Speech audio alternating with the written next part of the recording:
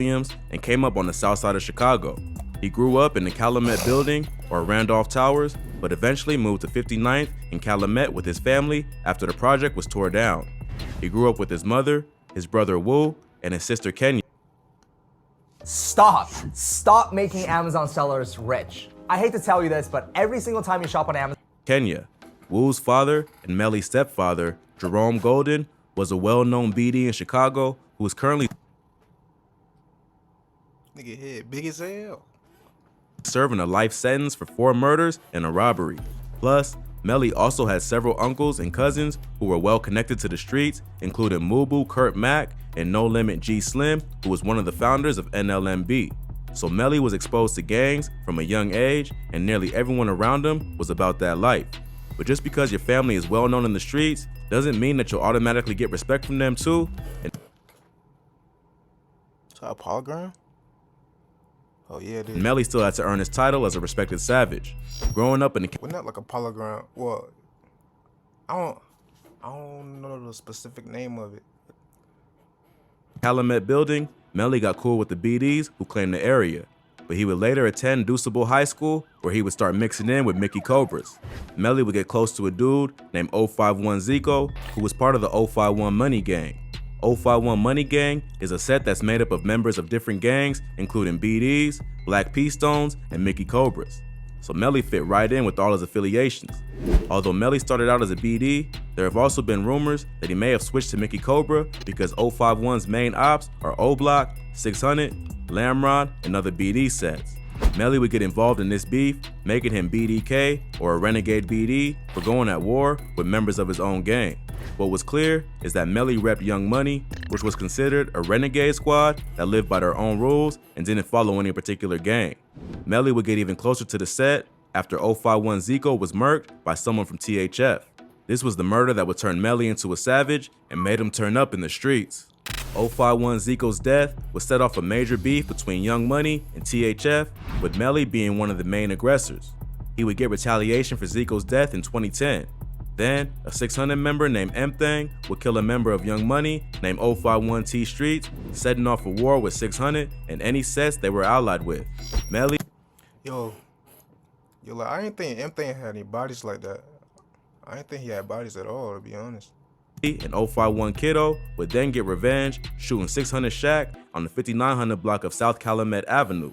So at this point, Melly had a few bodies under his belt and would establish himself as a fierce shooter who wouldn't hesitate to hit members of his own gang if they went after his friends.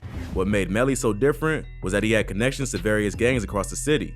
But when it came time for war, he didn't care who was on the other side. Many claim that he played the streets like a chess game, paying close attention to who was close with who, stalking his ops on social media, and carefully studying their movements to get the drop on them. After 600 Shaq was killed, the BDs got their revenge by killing a 14-year-old from 051 named Fats. Melly was close to Fats, and his murder really affected him, turning his heart colder and making him even more of a savage. 051 would start going by the name Fats World after he was killed to honor their fallen brother the way that O-Block did for O.D. Perry or Tukaville did for Tuka. Melly's homie 051 Kiddo would take part in getting revenge for Fats' death.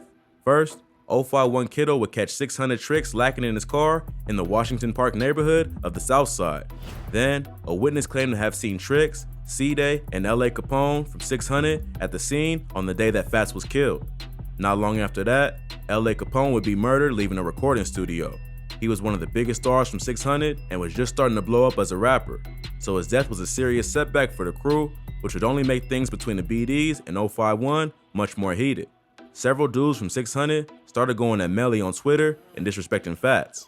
Like many street dudes from Chicago, Melly was known for being It was smoke because 600 was claiming body that he ain't have shit to do with. Yeah, that's crazy. I did not know that. Yeah, that's crazy. It was because 600 was claiming. Wait, when did LA die?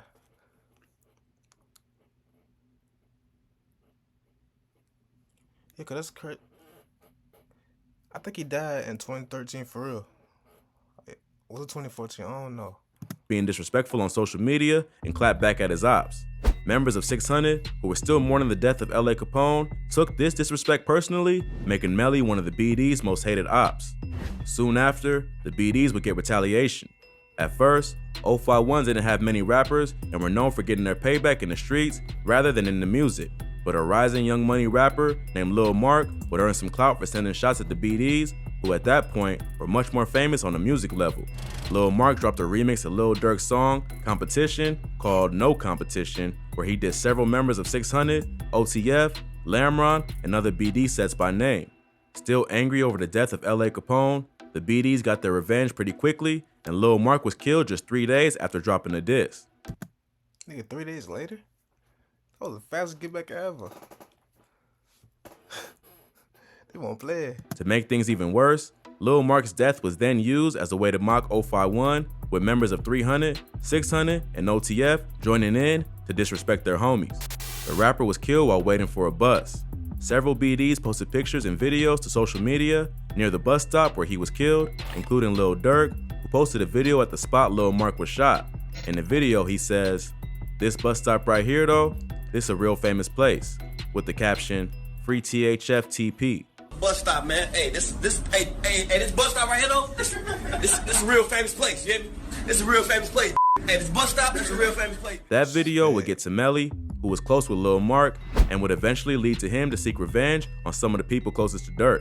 A few months later, Melly would watch Durk's cousin OTF Nunu, or Nooski, sitting in a parked car outside of a shopping complex.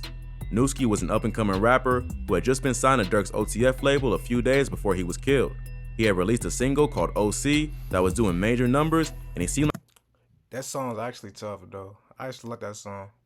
like he might be the next rapper from the South Side to build a buzz. But he never got to realize his full potential and was tragically killed due to his associations with Durk. He was sitting in one of Durk's SUVs at the time, and many think that either Melly thought he was shooting at Durk, or he just went looking for the rapper and killed his cousin because he was an easier target. Either way, Nooski lost his life, even in the score between 051 and OTF 600 after Lil Mark was killed. But Melly didn't stop there. Less than a year later, Durk's manager, OTF Chino, was shot and killed in a similar situation while sitting in a parked car in the 8400 block of South Stony Avenue. Before he was shot, Chino had appeared in the music video for a song called Bus Stop by THF TP, which was filmed on the spot where Lil Mark was killed. Around the same time, Durk also sent shots at 051 on a remix to Chief Keef's Finito, where he rapped, "I'm riding through the Opps, finna go and shoot Young Money up." Melly clearly wasn't gonna tolerate the disrespect and slid on Chino the first chance he could get. If that wasn't bad enough, after Chino was killed, Melly would get on Yo, they wanted Durk out of there so bad, bro. That is crazy. That ain't crazy. social media and mock his dead op, claiming in an IG live session that he was eating a Chino burger. Just let me a piece. Yeah, Chino burger. That's what they said. Melly's homie Mubu Crump, a GD from King Louie's Man Up Band Up set, would also join in on the disrespect, going to the spot Chino was killed to order a Chino burger, then throw it away. Hey, this motherfucker bogus as hell, man. Y'all, this ain't done, man. Y'all done put this back on the grill, man. This disgusting, man. But look, imagine having to be there during that time, bro. Like you actually think like the burger actually bad, and you trolling the whole time. Talking about a Chino burger. Get this together, man. For real, this bogus as hell, man. Straight up, man. That made two people close to Durk who were killed in his beef with 051, and Melly became the target of his hatred. The rapper dropped several diss tracks aimed at Melly. Did you know you can increase your revenue with Snapchat ads? Just ask Manscaped. We have seen a 100. But at that point, Durk was taking over the rap game, and Melly was still heavily in the streets. So it wasn't easy for either one to get at each other directly, which is why Melly chose to target Nooski and Chino. It was even rumored that Durk put a price on Melly's head, which eventually led to him getting hit up. THF Raheem would slide on Melly and two of his homies on the 600 block of South Wentworth Avenue in the Eaglewood neighborhood. All three would survive, but Melly would catch a bullet to the head and foot. 051 Ario, who was also hit in the shooting, would quickly get revenge on Raheem. This opened up a whole bunch of problems for Melly and 051. THF Raheem was the blood cousin of FBG Duck and the stepson of another feared Chirac killer named Stepson, nigga, how old is this nigga? What?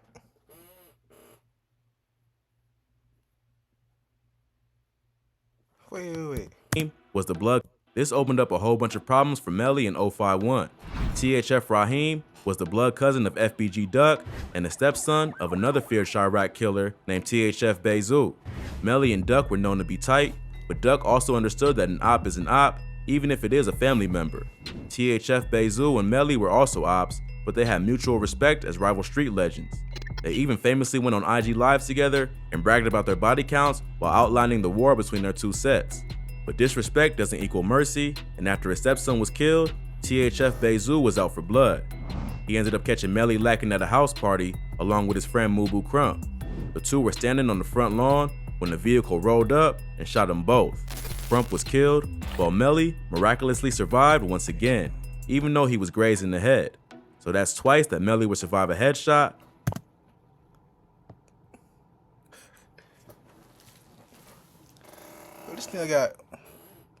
This nigga survived 2 headshots.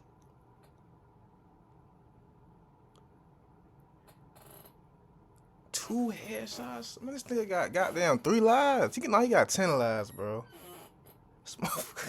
Only to be back on the streets, haunting his ops not long after.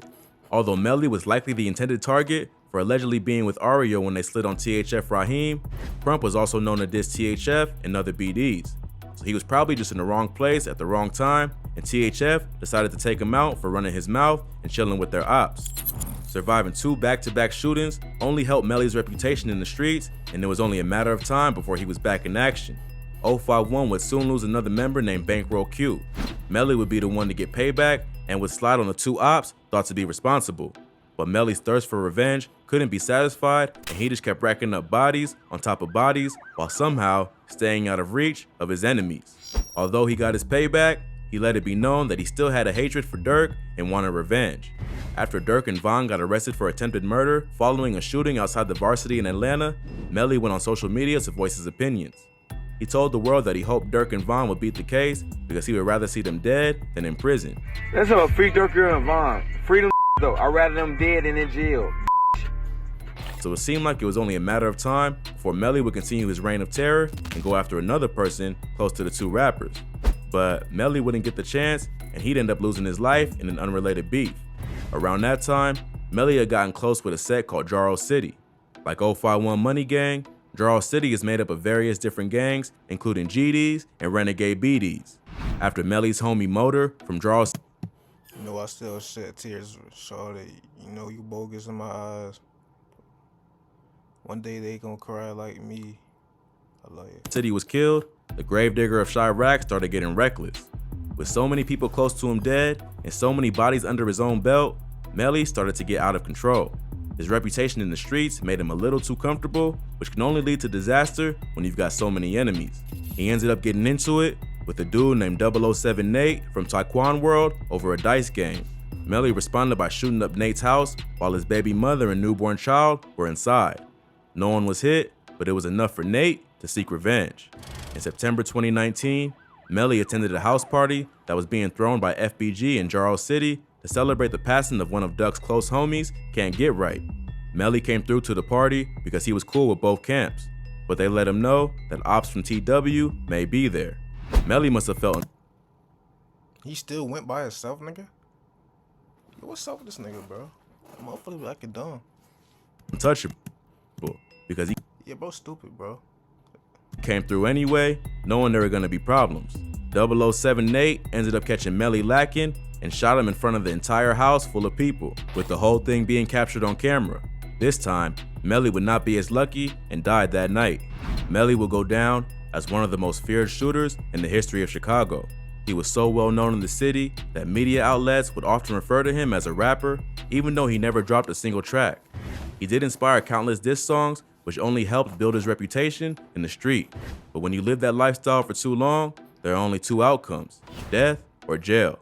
The wild thing is that with all the bodies that 051 Melly caught, what got him killed was a random shooting where no one was even hit. But in the end, it was payback for all the other dirt he did in the street, and his memory will live on as a feared but respected shooter. Extremists try to divide us, smearing educators and public schools. We unite us. Well, that is the end of the video.